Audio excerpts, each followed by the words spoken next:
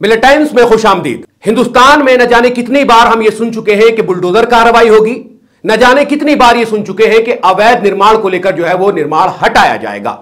उत्तर प्रदेश में एक जगह है संभल, और संभल का एक कस्बा है, वहां पर 80 घरों पर ताला लगाने का काम हुआ है।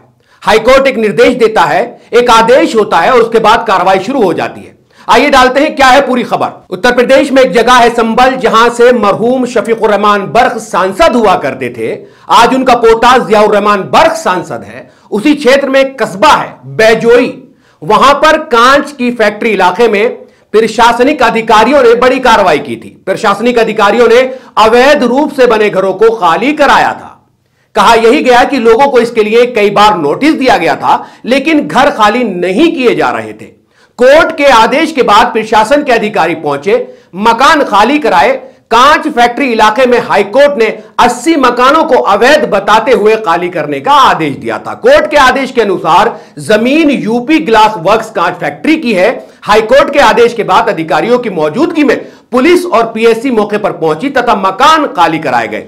लोग अपना सामान लेकर दूसरे ठिकानों की तलाश में जाते नजर आए। खाली कराए गए कई मकानों को सील कर दिया गया है। स्थानीय लोग इसे मदीना मस्जिद इलाका कहते हैं। लोगों के अनुसार वो करीब 50 साल से मकान बनाकर इस इलाके में रह रहे थे। मतलब 50 साल से जो लोग रह रहे हैं उनको पता चल रहा है कि आपको नोटिस मिल रहा है, आप इसे खाली कर दीजिए। इस बस्ती में रहने वाले सभी लोग एक ही समुदाय के हैं। वहीं प्रशासनिक कार्रवाई से हड़कंप मचा है। वहीं पीड़ित प्रशासनिक अधिकारियों के सामने रोते बिलखते नजर आए हैं। कांच फैक्ट्री की विवादित भूमि पर रहने वाले 80 परिवारों को आखिरकार घर खाली करने पड़े हैं। सभी परिवार मुस्लिम समुदाय से आते हैं, जिसमें उच्च न्यायालय के आदेश पर पुलिस प्रशासन ने संयुक्त कार्रवाई की और सभी को पहले से दी गई चेतावनी के चलते बुधवार को घरों से सामान निकलवा दिया, जिन्हें 16 अक्टूबर 2024 तक घर खाली करने की सूचना दी गई थी। बेघर हुए लोग अपने सामान को भरकर दूसरी जगह पर ले गए, जहां लोगों ने बताया कि परिवार अपने सगे संबंधियों के मकान में चले गए।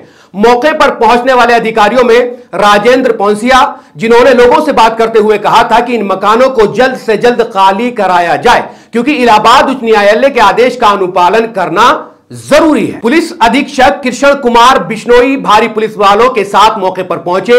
उनके साथ एडीएम प्रदीप वर्मा, एसडीएम चंदोसी नीतू रानी, तहसीलदार धीरेन्द्र सिंह, डिप्टी कलेक्टर निधि पटेल और सीओ दीपक तिवारी के नेतृत्व में सभी 80 घरों को खाली करने का अभियान चलाया गया। वहीं बड़ा सवाल यह है कि बेनामा ना होने और अवैध मकान बने होने के बावजूद किस नियम के तहत लोगों को प्रधानमंत्री आवास दिए गए थे? सरकारी धन का किस आधार पर दुरुपयोग किया गया था? पूरे देश में प्रधानमंत्री आवास को लेकर बहुत बात होती है। मैं आपको उस पर भी थोड़ी सी रोशनी डाल देता हूं। जैसा आप जानते हैं कि पूरे देश में प्रधानमंत्री आवास योजना चलती है, जिसका अपना एक पूरा प्रोसेस होता है, किश्तों में पैसे आते हैं वगैरह वगैरह। प्रधानमंत्री आवास योजना के तहत देश के बेघर लोगों को सब्सिडी पर सस्ती दर पर आवास उपलब्ध कराए जाते हैं, लेकिन यहां 80 मकानों पर जो है वो ताला लगाया जा रहा है। इसके तहत केंद्र सरकार की ओर से पात्र लाभार्थियों को घर बनाने या खरीदने के लिए सब्सिडी या आर्थिक सहायता दी जाती है। इस योजना का लाभ शहरी और ग्रामीण दोनों क्षेत्रों में रहने वाले लोगों को प्रदान किया जाता है। हाल ही में देश के प्रधानमंत्री नरेंद्र मोदी ने अपने जन्मदिन के मौके पर उड़ीसा से प्रधानमंत्री आवास योजना के तहत 30 लाख से अधिक परिवारों को देश के अलग अलग गांवों में पक्के घर अलॉट किए। इसमें से 26 लाख घर ग्रामीण क्षेत्रों और 4 लाख घर देश के अलग अलग शहरों में अलॉट किए गए थे।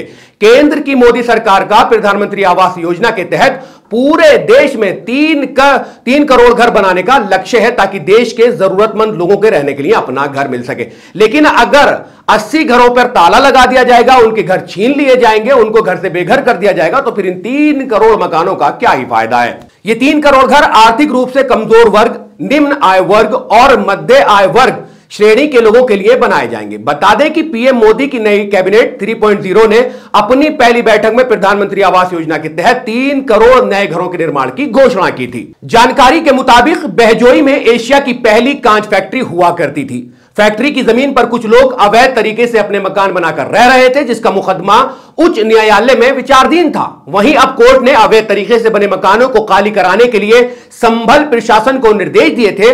कोर्ट के आदेश के बाद संभल प्रशासन ने भारी पुलिस फोर्स की मौजूदगी में मकानों को खाली कराने की प्रक्रिया शुरू की। वहीं खाली मकानों पर प्रशासन ने सील लगाकर अपना कब्जा कर लिया है।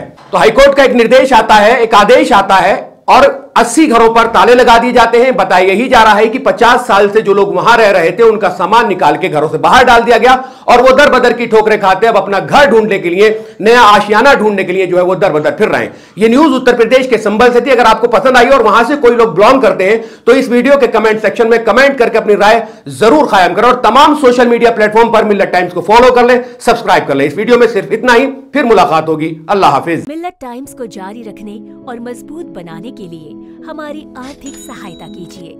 ये एक आजाद मीडिया हाउस और कमजोरों की आवाज है। आप हमें देखें, सुने, पढ़ें और हर महीने ज्यादा नहीं, सिर्फ 100 रुपए से मदद करें। डिटेल्स डिस्क्रिप्शन में मौजूद हैं।